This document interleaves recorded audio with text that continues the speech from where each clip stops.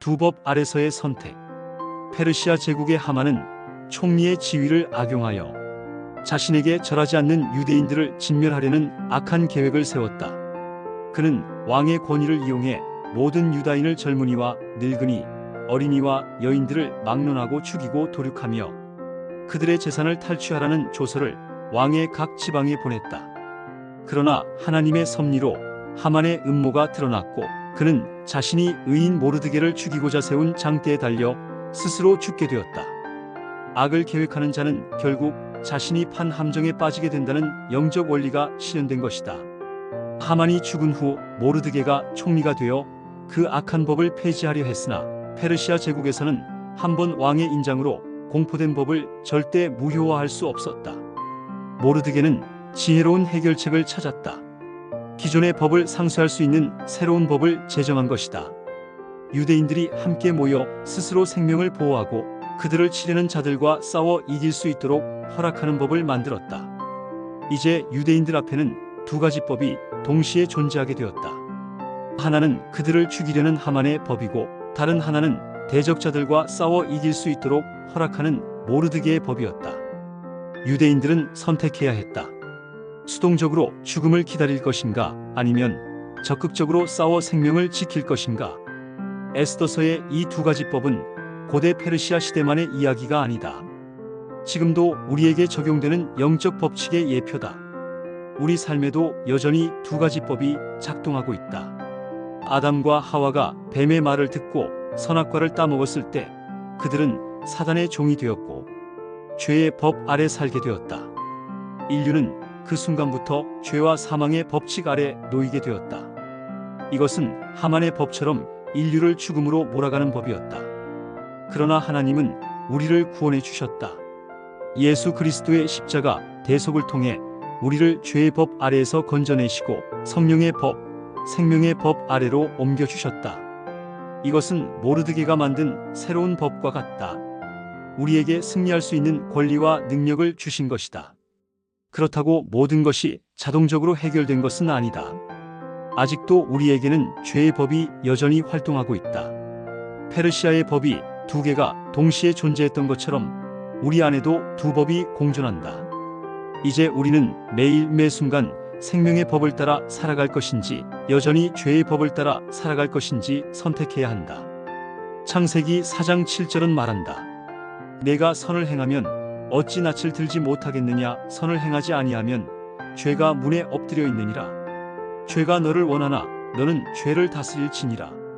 죄는 우리 삶의 문 앞에서 기회를 노리며 엎드려 있다. 마치 사냥감을 노리는 맹수처럼 우리가 방심하는 순간을 기다리고 있다. 사단은 구원받은 성도들이라도 호시탐탐 유혹하여 다시금 마귀의 종이 되도록 만들려 한다. 비록 우리가 구원받은 백성이지만 깨어있지 않으면 언제든지 사단의 유혹에 빠질 수 있다. 구원은 완료되었지만 성화의 과정은 평생 계속된다. 우리가 누구의 말을 따르느냐에 따라서 그 말하는 자의 종이 된다. 로마서 6장 13-14절은 말한다. 또한 너희 지체를 불의의 무기로 죄에게 내주지 말고 오직 너희 자신을 죽은 자 가운데서 다시 살아난 자 같이 하나님께 드리며 너희 지체를 의의 무기로 하나님께 드리라. 죄가 너희를 주장하지 못하리니 이는 너희가 법 아래에 있지 아니하고 은혜 아래에 있음이라. 우리는 더 이상 율법 아래에 있지 않고 은혜 아래에 있다. 그러나 이것이 죄를 방임하라는 뜻이 아니다. 오히려 은혜는 우리에게 죄와 싸워 이길 수 있는 능력을 준다. 우리는 우리의 지체를 의의 무기로 하나님께 드려야 한다. 베드로전서 5장 8-9절은 경고한다. 근신하라 깨어라.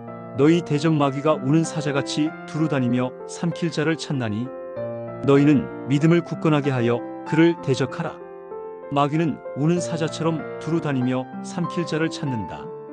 방심하고 있는 자, 준비되지 않은 자, 영적으로 나태한 자를 노린다. 그러나 우리가 믿음을 굳건하게 하고 깨어있으면 그를 대적할 수 있다. 하만의 법과 모르드게의 법, 이 두 개의 법은 우리 앞에 놓인 영적 전쟁을 예표한다. 에스더 시대의 유대인들의 대적들이 여전히 유대인을 죽이려 했던 것처럼 우리의 영적 대적인 사단은 여전히 우리를 쓰러뜨리려 한다. 유대인들은 싸워서 이겨야 했다. 누가 대신 싸워주지 않았다. 그들은 그날을 위해 준비하고 힘을 길러두고 함께 모여 대적자들과 맞서 싸웠다. 하나님이 모르드게에게 법을 만들 권한을 주셨지만 실제로 싸운 것은 유대인들 자신이었다. 이러한 영적 전투는 오늘날 우리 앞에도 여전히 놓여 있다. 사단은 호시탐탐 우리를 쓰러뜨리려 하고 있다. 하나님은 우리에게 마귀를 대적하라고 요구하신다. 물론 우리의 힘만으로는 이길 수 없다.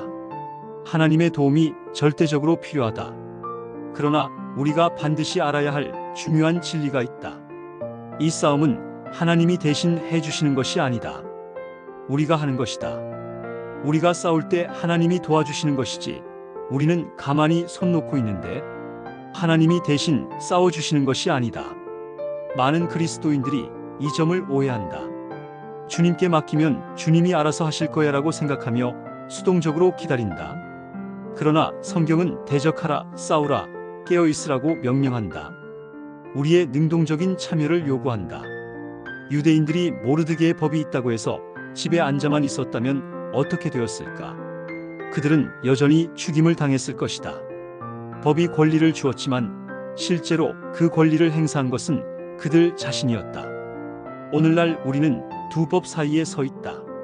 죄와 사망의 법은 여전히 우리를 넘어뜨리려 하고 생명과 성령의 법은 우리에게 승리를 약속한다.